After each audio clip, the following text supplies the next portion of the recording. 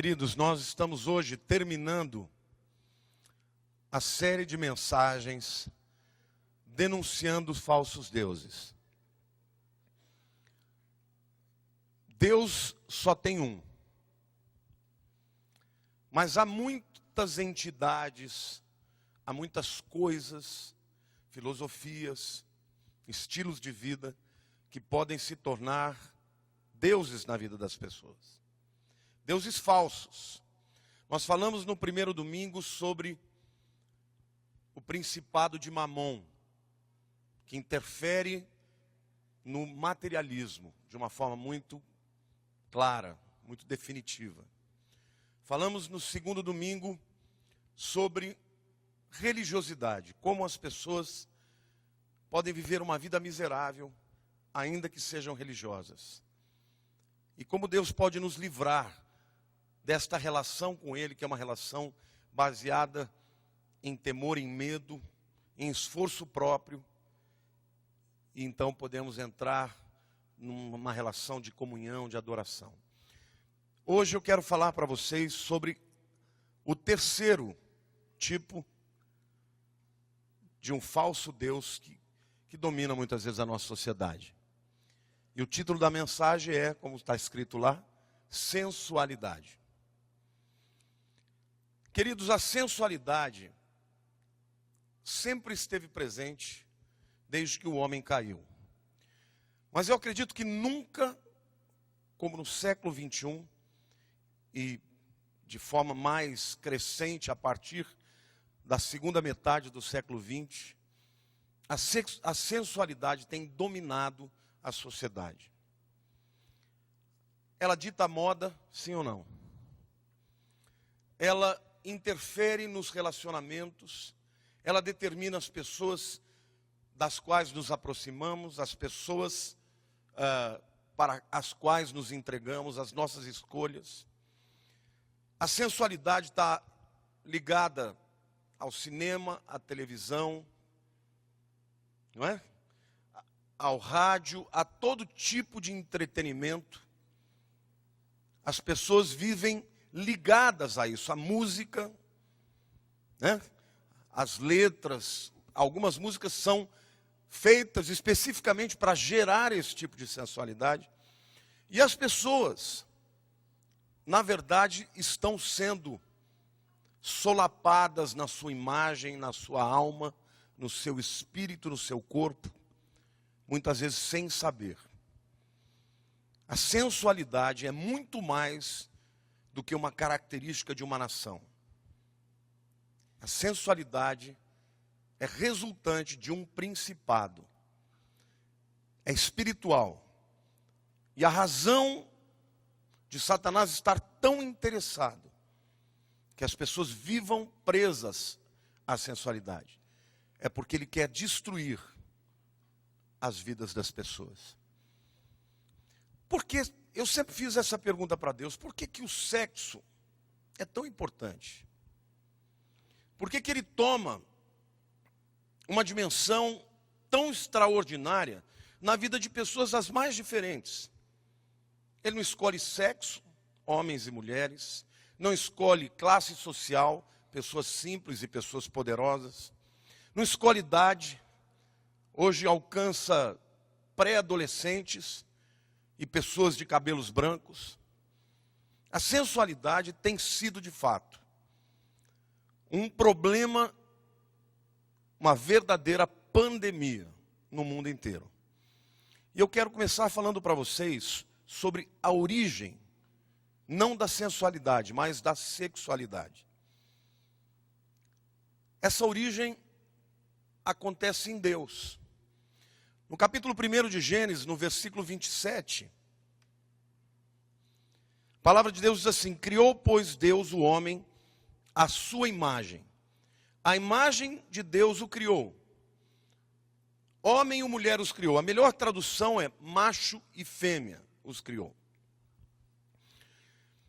Deus tem qualidades, tem características, tem atributos. E Deus então expressa a sua imagem no ser humano. Só que ele não coloca toda a sua imagem no ser humano, ele separa parte das suas características e personalidades, ele imprime no homem. E outra parte dessas características ele imprime na mulher. Amém? Por exemplo, vocês conseguem perceber como os homens são diferentes das mulheres? Quantos conseguem perceber que há um certo padrão que define as características do homem e da mulher? Esse padrão é tanto emocional, interior, quanto é fisiológico. Por exemplo, as mulheres, elas têm mais curvas, não é? Por causa do estrógeno. Ele produz, a menina vai entrando na puberdade, ela começa a ter curvas. E o menino que tem a testosterona começa a ter músculos. São características diferentes. Deus colocou um determinado tipo de característica física no homem e um tipo na mulher. O homem, por exemplo, por conta desses hormônios, ele é mais agressivo, ele é mais atirado. O homem tem muito mais a necessidade de conquistar, de dominar, de criar o seu próprio território. Isso até nos animais nós percebemos. Não é isso? A testosterona faz isso. Aliás, os animais, quando estão no chamado cio, os machos ficam muito estressados. Eles brigam entre si. Eles marcam terreno. Eles defendem a sua fêmea e a sua cria. É a testosterona que faz isso. É por isso que tem tantos jovens brigando aí. Porque de repente eles recebem uma bomba de testosterona natural e aí eles começam, né? Não, ou penso em sexo ou penso em brigar. As mulheres, em contrapartida, elas também têm as suas características. Por exemplo, Deus é um Deus que cuida. Tem um nome, um dos nomes de Deus que eu gosto muito é El Shaddai. Vocês sabem o que significa El Shaddai? A tradução é o Todo-Poderoso, mas essa não é uma boa tradução. Shad, no hebraico, é seio. E no hebraico há uma regra de gramática muito interessante. Por exemplo, se você falar, o que é dag? Dag é peixe. Dayag é o pescador. Então esse sufixo ai identifica a atividade que alguém vai fazer. Por exemplo, din é juízo. Dayan é o juízo. É o juiz. Shad é seio. Shaddai significa o que dá o peito. Qual mãe aqui já amamentou? Então você é Shaddai. Porque você amamenta. E quando a Bíblia diz que Deus é El Shaddai, é o Deus que nutre. Vocês já perceberam como... Quem aqui é pai tem filhos, quem aqui é mãe tem filhos? Olha, por exemplo, as mães, elas têm, desde que a cria nasce, elas cuidam da alimentação do bebê. É ou não é? Primeiro dá o seio, depois dá a papinha, depois dá a bananinha. Aí quando o marmanjo tem 50 anos, ela continua dando comida para ele. É incrível, eu entrava na casa da minha mãe, ela falava, quer comer alguma coisa? É uma característica das mulheres e das mães. É uma característica de Deus. Os homens são diferentes. Vocês sabiam que há uma pesquisa que diz que os homens apresentam o mundo para os filhos. E que por isso, o nível de influência do pai na vida dos filhos é muito maior do que das mães. Parece até injusto, né? Elas carregam o piano, fazem a pior parte, quem influencia mais é o pai. Por isso, pai, tome cuidado, porque os seus gostos vão passar para os seus filhos. Aquilo que você crê vai passar para o seu filho. Aquilo que é valor e importante na tua vida vai passar para os seus filhos. A mãe, em contrapartida, é aquela que gera a segurança emocional. Ela nutre, ela cuida, ela protege. Então, quando Deus cria o homem, a sua imagem e semelhança, o texto é claro, ele diz que tanto o pai quanto a mãe têm em si uma porção desta característica e desta identidade. Em primeiro lugar, eu quero dizer para vocês que a sexualidade define a sua imagem, quem você é. Agora, todos os estudiosos, psicólogos, sociólogos, e que acompanham os casos, principalmente de filhos criados sem uma das duas partes, os resultados são resultados problemáticos. Quando há disfunções nas funções parentais, por exemplo, começa a haver os problemas de identidade.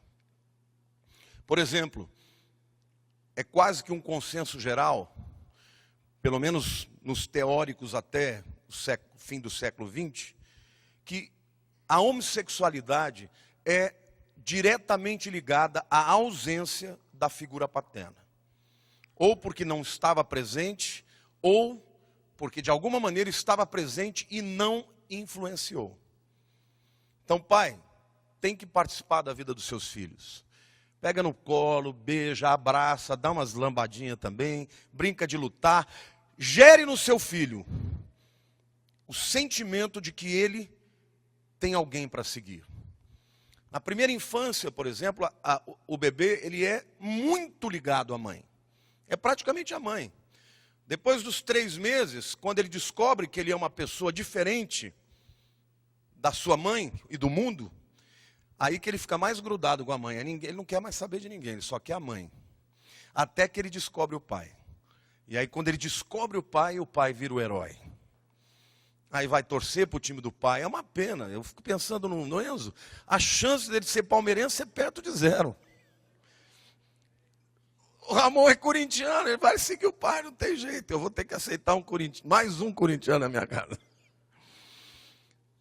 Ele pode ter bom gosto.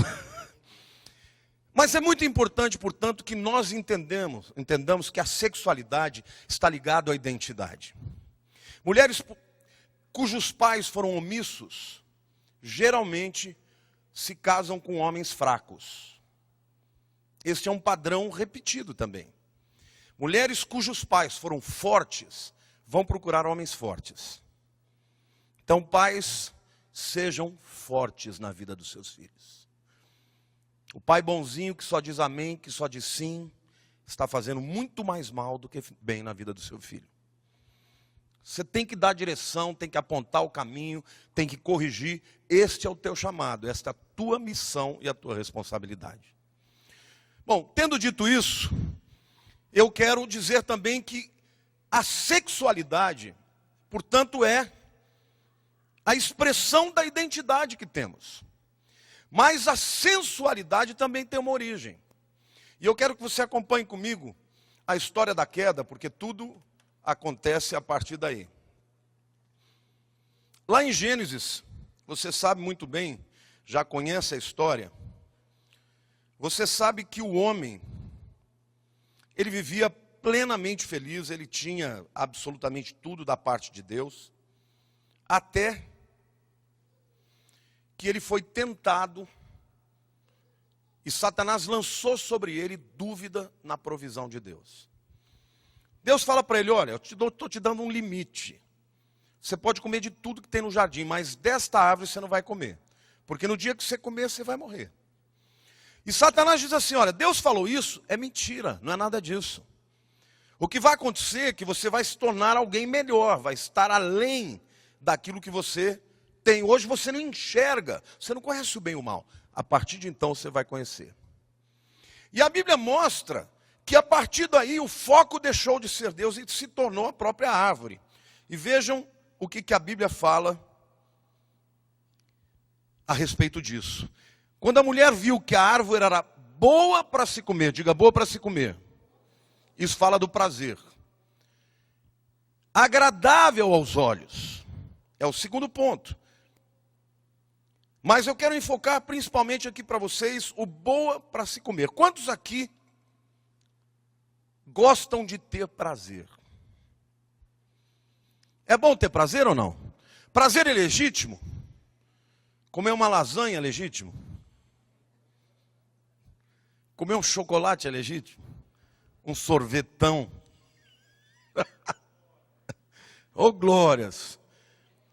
Comer uma salada de alface sem nada é bom? Eu tenho um cunhado que ele sempre diz assim, vou fazer isso brincando, viu, Natália? Depois você não me bate lá fora. Porque a Natália é nutricionista, né? Toda natureba e tal. E meu cunhado fala assim, ó, vai num restaurante natural, você vai ver todo mundo concentrado comendo. Estou cortando a folha de alface. Num silêncio sepulcral. Aí entra numa churrascaria, vai ter nego falando alto. Todo mundo feliz. Brincadeira, viu, Natália? Eu sei que as coisas que você faz são maravilhosas. Mas o prazer é bom, né? Dormir faz bem, é gostoso, comer faz bem. E o sexo também é bom. Também podemos ter prazer no sexo e de maneira legítima. O problema não é a sexualidade, o problema é a sensualidade. Porque a partir do momento que o homem acredita que Deus não tem o suprimento para tudo que ele necessita, ele começa a olhar para algo mais que provoca os seus sentidos. E a sensualidade, diga assim, a sensualidade é o império dos sentidos. É uma mentira, é um sofisma que Satanás cria nas pessoas acreditando que elas só serão felizes se elas experimentarem sensações fora do padrão de Deus. E aí então, o comer bem, que é lícito, vira glutonaria. E disso eu conheço bem. Eu e o Nassim. Um pastor que prega e um médico. É uma luta, irmãos. Vocês acham que eu não sei o que eu tenho que fazer? Mas quando chega a noite, vai dando aquele buraco, eu como o que tiver aqui na frente. Tem gente que não entende isso. Da mesma forma, todos os outros sentidos. Aquilo que pode dar prazer, por exemplo, o sexo dentro da aliança é bênção. Mas quando você rompe aquilo que é permitido por Deus e passa a viver naquilo que não é o propósito de Deus, aquilo se torna um laço na vida das pessoas. E no fundo, as pessoas que estão presas à sensualidade estão acreditando na mentira de que a árvore do fruto do conhecimento do bem e do mal vai lhes fazer bem. E não na provisão que Deus tem para elas. Amém? Diga para a pessoa do teu lado. Deus não quer que você seja infeliz. Diga, quando Deus coloca restrições na sua vida, Ele quer que você viva plenamente debaixo da sua bênção. Amém? Glória a Deus. A sensualidade, portanto, é uma falácia. É o indivíduo que acha que ele vai terminar o relacionamento com a mulher dele, com a mulher da aliança de anos a fio. O cara já está velho, 80 e tantos anos, e acha que a menina de 30 gosta dele por aquilo que ele tem no interior. Engraçado, eu nunca vi um cara de 80 anos pobre casando com uma mulher de 30. Querido, cai na real. Você não está pensando direito. A sensualidade está te emburrecendo. Não é? Você pega um jovem aqui, o Marcos. Quantos anos você tem, Marcos? Vem cá. Vou mostrar para vocês o que 20 anos fazem para estragar uma pessoa. Eu era assim. Hoje eu sou assim. Obrigado. Você acha que a Juliana ia querer ficar com um cara que nem eu? Nunca. Só se fosse por causa de muita grana. Então, na verdade, a sensualidade emburrece as pessoas. E fazem as pessoas destruir coisas maravilhosas que Deus deu. Por causa do engano de achar que se entregar a um sentimento vai levar à felicidade e à plenitude. Mas não é isso que acontece. Quando a gente olha para a palavra de Deus, a gente percebe que há consequências graves para a sensualidade. A primeira consequência é a culpa. Quando o homem pecou, lá em Gênesis capítulo 3, versículo 7, a Bíblia diz assim: então foram abertos os olhos de ambos, e conheceram que estavam nus, pelo que fizeram folhas de figueira e fizeram para si aventais. Colheram folhas de figueira, cozeram folhas de figueira, nem o óculos está dando para ler, e fizeram para si aventais. Deixa eu perguntar uma coisa para vocês, eles estavam nus antes ou não? E tinha algum problema na nudez? O problema não estava na nudez, o problema estava na maneira como eles olharam para a nudez. A partir do momento que eles pecaram, eles sentiram culpa e vergonha. E a vergonha os levou a esconder. Então a sensualidade causa isso. Quando você se entrega àquilo que não está na aliança de Deus, imediatamente vem a culpa. E ninguém vive feliz debaixo de culpa. Depois da culpa vem a lacuna. Por quê? Porque a partir daí eles fugiram. Olha o que o texto diz. Versículo 8. E ouvindo a voz do Senhor seu Deus, que passeava no jardim à tardinha, esconderam-se o homem e a sua mulher da presença do Senhor, entre as árvores do jardim. Deus, que até então era o provedor, era o pai, era o criador, era o amigo, eles tinham uma alegria tremenda na presença de Deus, que Deus vinha em toda a viração do dia visitar, e Adão e Eva já esperavam por ele. Naquele momento, eles temeram a Deus. A culpa e a vergonha os levou para longe de Deus. E eu quero dizer uma coisa para você, querido. Quanto mais o homem se afasta de Deus, maior vai ser a lacuna da sua alma. Então, Satanás é aquele que tenta, depois é o que acusa, porque o objetivo dele é separar o homem de Deus. E viver debaixo de sensualidade é viver debaixo de culpa, começa a fugir de Deus. Quando você vê uma ovelha querendo fugir de Deus, você vai fundo que você sabe que o cara está em pecado. Porque o pecado faz isso. Ele não só acusa, gera sentimento de vergonha e afastamento de Deus. E quanto mais longe o homem estiver de Deus, mais lacuna ele vai ter na sua alma. E mais lacuna tem na sua alma, mais ele se entregará à sensualidade. Porque ele vai buscar de alguma maneira algo que preencha o vazio na sua alma. Estão entendendo, irmãos? Terceira consequência é a destruição da imagem, do caráter do homem. Quantos aqui já ouviram falar que Davi era o homem segundo o coração de Deus? Vocês acham que Davi era um homem bom ou não? Tinha um bom coração ou não? Querido, para Deus dizer, esse é o padrão de coração que eu quero. Ele era um homem extraordinariamente bom no seu coração para Deus.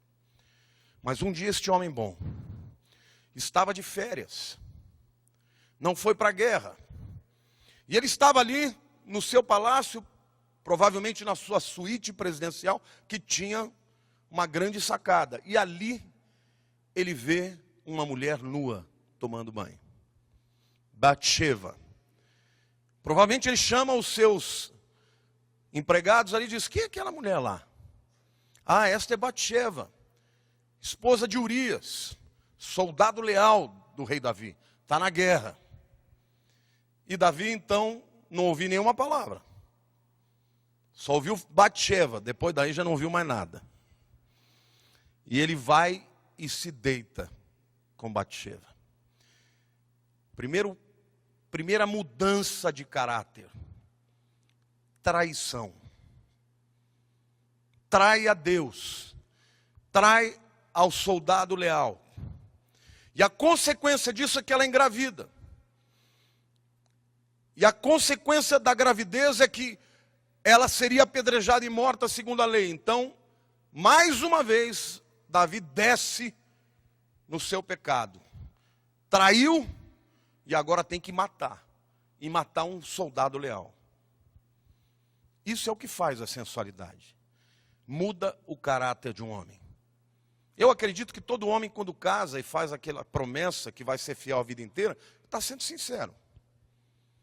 E de repente começa a mudar o caráter, por causa da sensualidade. E Davi fez isso. E todos vocês sabem que Urias foi morto, mas o pecado não parou por aí, foi além. Deus restaurou depois a vida de Davi, restaurou a vida de Batseba, eles casam, o filho do adultério morre, mas eles têm outros filhos. Na verdade tem Salomão. Mas Davi teve outros filhos também. E o pecado entrou nas suas gerações. Davi teve um filho chamado Aminon. E este Aminon se apaixona por uma meia-irmã, filha de Davi, chamada Tamar. E Aminon fica tão cego pela sensualidade, mas tão cego, que ele se põe de doente e pede que ela vá levar para ele comida. E quando ela vai servi-lo pessoalmente, ele a violenta. E no momento que a violenta, ele tem a repulsa. É interessante isso. A Bíblia fala que no primeiro momento ele não podia viver sem ela. Depois que ele teve a relação sexual com ela, ele não podia vê-la nem pela frente nem pelas costas. Porque é isso que o diabo faz. Ele leva a pessoa a ficar presa e atada e depois gera repulsa. Mas a história não acaba aí, porque em seguida, Absalão, que era irmão dela de pai e mãe, fica sabendo e odeia o seu meio-irmão. E cria uma situação onde ele é morto. E o rei Davi, um homem segundo o coração de Deus, teve que viver dentro da sua família, com a culpa de ter adulterado com a mulher errada, ter matado o homem leal e ter tido na sua própria casa um filho estuprando o outro filho e sendo morto pelo terceiro. É isso que o diabo faz. Uma destruição completa. Por isso, queridos, não pensem vocês que é bonito. O Brasil tem sido conhecido no mundo inteiro como o país das mulheres sensuais. Eu quero dizer uma coisa para você. Isso não é uma qualidade, isso é uma vergonha. É uma vergonha. O Brasil, a mulher brasileira tem sido vista no mundo como prostituta. Então cabe a vocês, mulheres brasileiras, quando viajam, mostrarem que as mulheres brasileiras não são assim. Que as mulheres brasileiras são bonitas sim, mas dignas diante de Deus. Amém? Glória a Deus, pode aplaudir.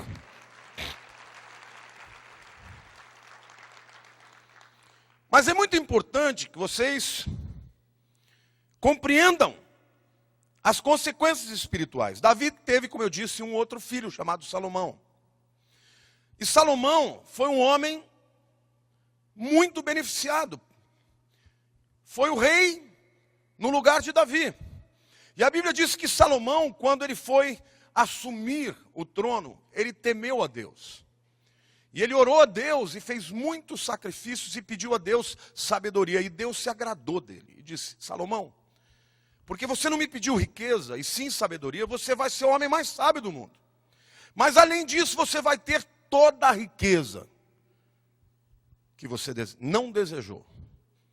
E Salomão foi um homem extraordinário, um grande político, fez alianças com todos os inimigos, mas por causa do pecado do seu pai Davi, ele estava suscetível ao ataque de sensualidade. Vejam o que o texto diz em 1 Reis 11, de 1 a 4.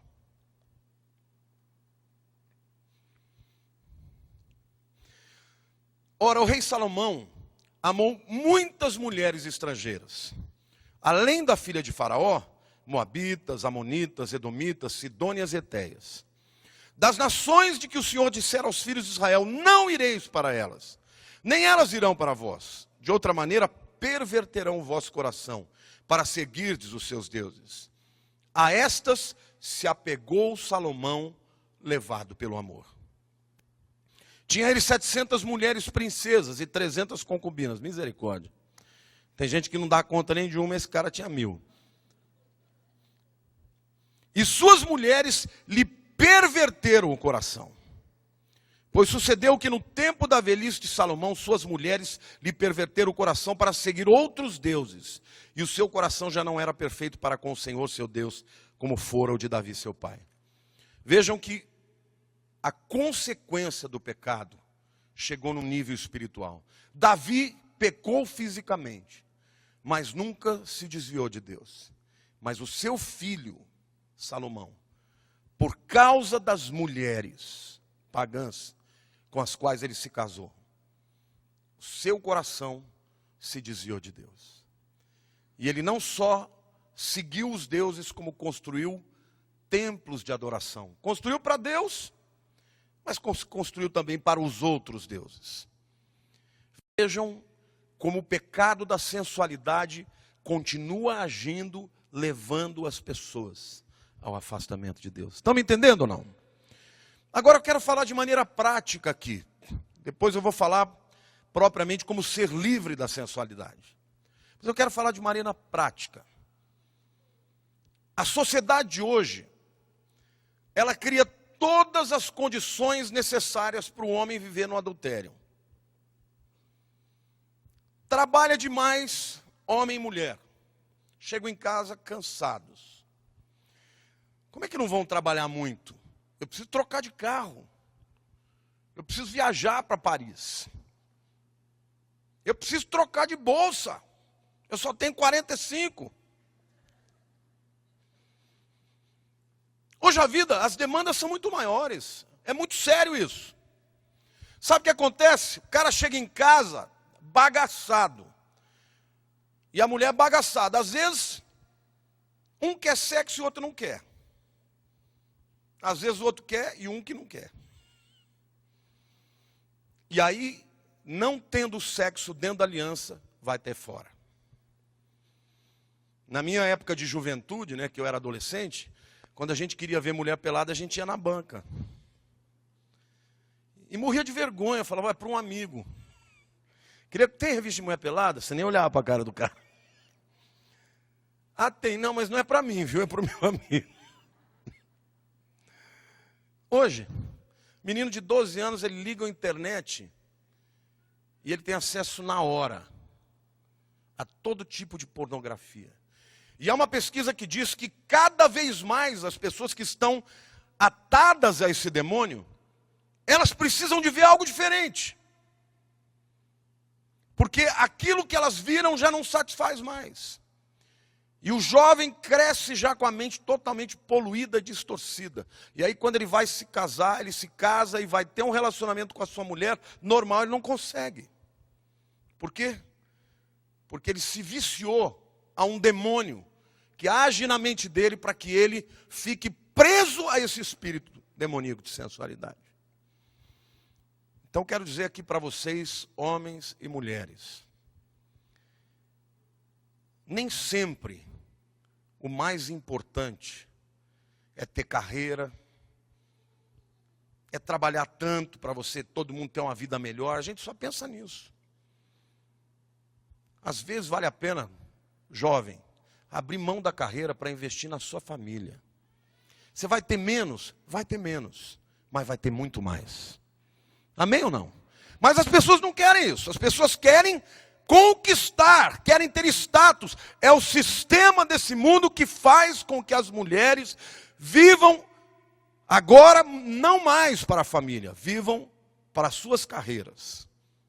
E os homens cada vez mais passando para as suas mulheres a responsabilidade de serem provedores. Sabe o que acontece, meu querido? Acontece que quando você trabalha 15, 16 horas por dia, você chega em casa, você não quer saber de dar um carinho para a tua mulher. E a sua mulher também não vai querer saber de dar um carinho para você. Aí depois que o cara descansa, come, a mulher vai dormir, ele fica na internet, vendo besteira. Isto não é brincadeira. Satanás quer destruir a sua vida. Quer acabar com o seu casamento. Quer destruir a sua imagem. Quer gerar culpa em você. Quer te afastar de Deus. Quer fazer com que você não encontre plenitude nele. Amém? Precisamos reverter isso. Precisamos crer, em primeiro lugar, que existe resposta. Existe libertação para esse espírito de sensualidade. Como é que acontece? Em primeiro lugar, diga, recebendo o amor de Deus. Como eu disse a você, o homem passou a viver no império dos sentidos, que é a sensualidade, no momento em que ele descreu que Deus tinha provisão para ele. Eu quero te dizer que Deus tem provisão para a tua alma. Aquilo que vai preencher o vazio do teu coração está debaixo da aliança com o Senhor. Amém ou não? E a palavra de Deus diz, porque Deus amou o mundo de tal maneira que deu o seu único filho, para que todo aquele que nele crê, tenha vida eterna. Amém? E o amor de Deus é o amor agape, é o amor incondicional. É o amor que plenifica. É o amor que restaura, é o amor que perdoa. Quando Paulo fala aos Coríntios no capítulo 3, ele diz, o amor, esse amor agape, tudo suporta, tudo crê, tudo sofre, tudo espera. Esse é o amor de Deus. E Paulo, também escrevendo aos Romanos, no capítulo 8, ele diz assim, nos versos 37 a 39. Em todas essas coisas, ele está falando de muitas lutas, somos mais do que vencedores. Quem aqui crê que pode ser mais do que vencedor? E a Bíblia diz, por meio daquele que nos amou, diga amou.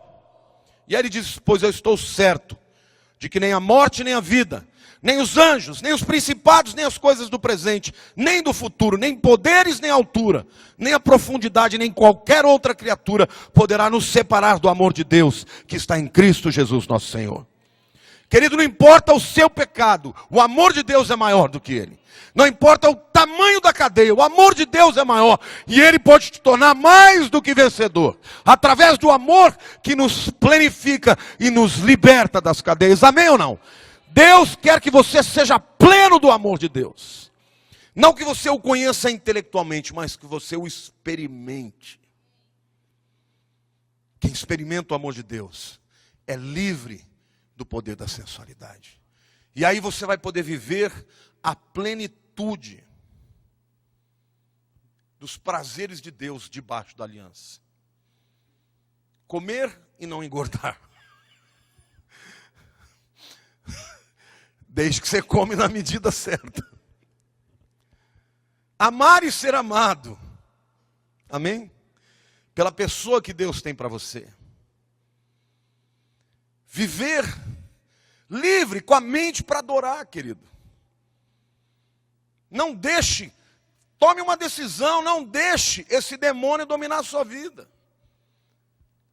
Até você chegar naquele site de pornografia, você tem domínio sobre o teu dedo.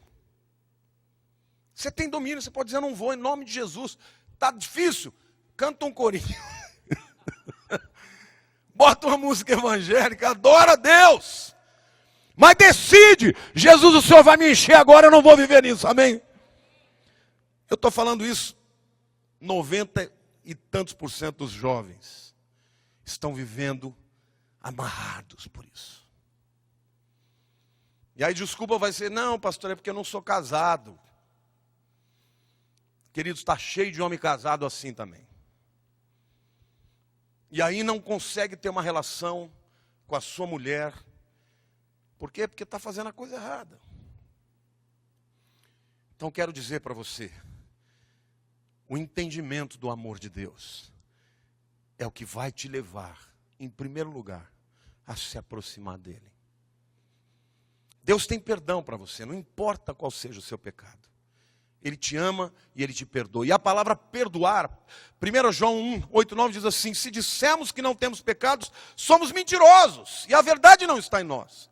E o versículo 9 diz, mas se confessarmos os nossos pecados, ele é fiel e justo para nos perdoar os pecados e nos purificar de toda injustiça. Amém? Primeira coisa que você tem que ter é reconhecer que é pecado, viver debaixo de sensualidade. Segundo ponto, é confessar o pecado. Você sabe que a palavra terapia, quem aqui já fez terapia? Você sabe o que a palavra terapia significa? Cura. Terapia é a palavra grega para cura. Quando alguém vai para um terapeuta e confessa, isso sente cura. Acho interessante, às vezes a pessoa vai lá no psicanalista, né, e fica deitado no divã, fala 50 minutos, o cara não fala uma palavra e fica.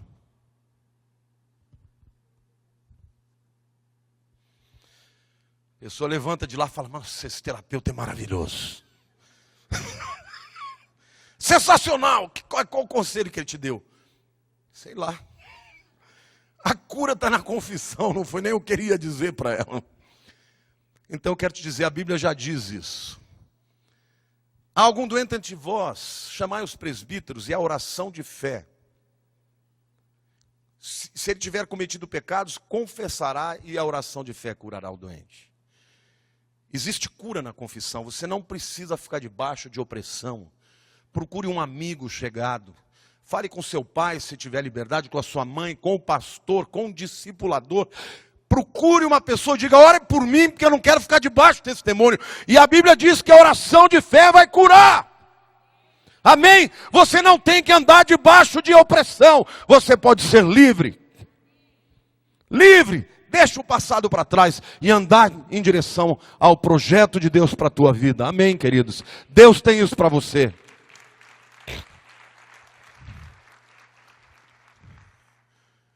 Eu quero terminar essa palavra fazendo uma oração com você. Eu quero que você feche os seus olhos agora. Eu não vou pedir que você se levante para receber oração, porque vai ficar muito esquisito, né? Por isso eu vou pedir que toda a igreja fique de pé.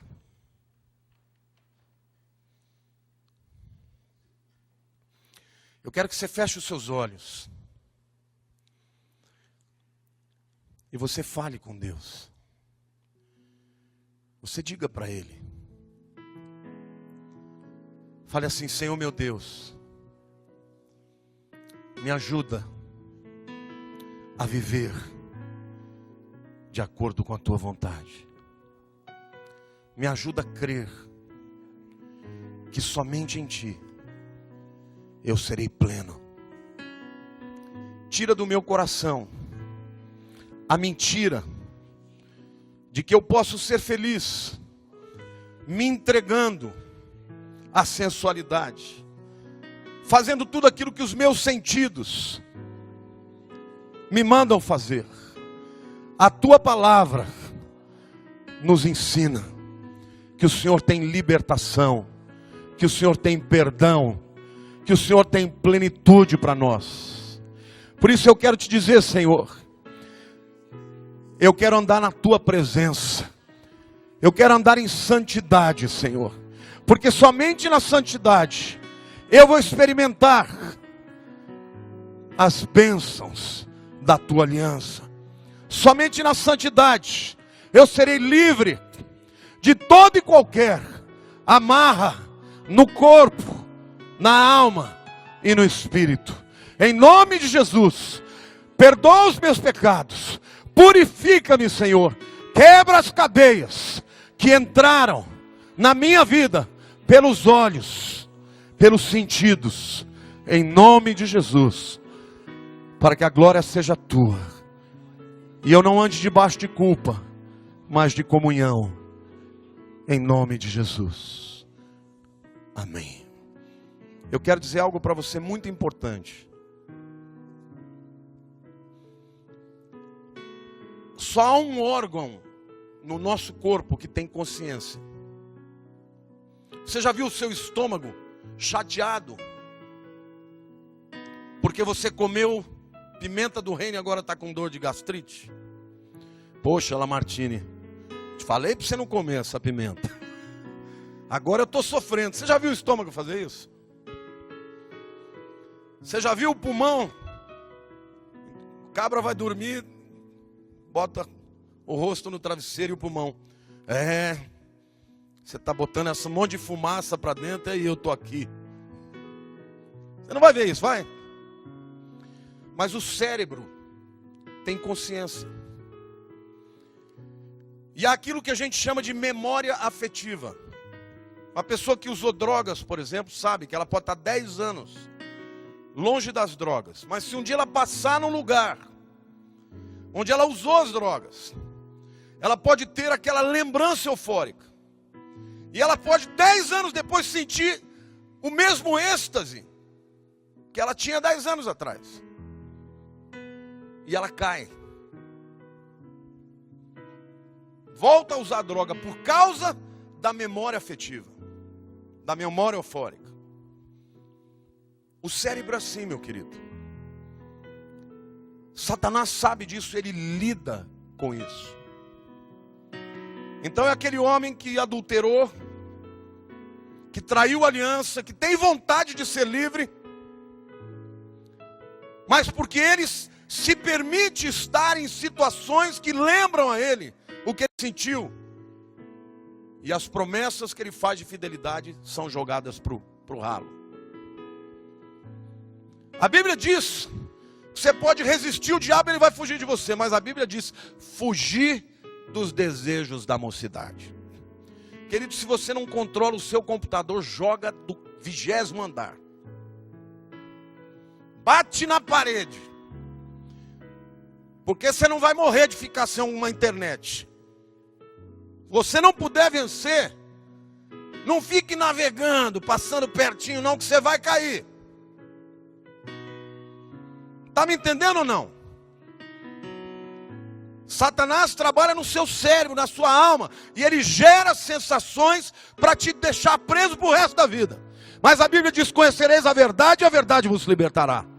Então, meu querido, em vez de você ficar de luta, enche a tua vida da palavra de Deus, de pregação, de louvor. Chame alguém para orar com você até que você seja livre completamente em nome de Jesus. Não permita que ele destrua o teu casamento. Não permita que ele destrua a tua vida, o teu caráter. E moças, cuidado quando vão casar com alguém que não crê no mesmo Deus. Porque se até para os crentes é difícil andar direito, imagine para quem não conhece. E a Bíblia diz que Salomão corrompeu o seu coração por causa das mulheres pagãs pelas quais ele se apaixonou. É muito sério isso. É por isso que os casamentos acabam hoje. Porque ele pode ter um casamento, pode ter filho, pode amar a sua família, mas está pegado com uma vida paralela, porque é isso que o diabo quer. Feche seus olhos. Pai, eu quero pedir perdão, Senhor, porque nós somos muito omissos, Senhor. Vivemos num tempo em que temos que ser fortes e somos fracos, que temos que tomar posição e, Senhor, encontramos desculpas para transitarmos numa área perigosa, que pode nos levar ao pecado e à cadeia, Senhor, em nome de Jesus. O poder para libertar o seu povo o Senhor tem liberado, mas que nós sejamos responsáveis para andar na aliança que o Senhor tem conosco. Liberta, Senhor. Liberta a tua igreja. Liberta os homens e as mulheres.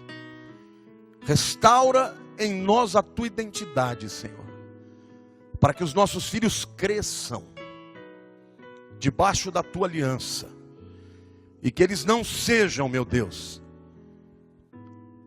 amarrados, acorrentados na sua mente e na sua alma, para a honra e glória do teu nome.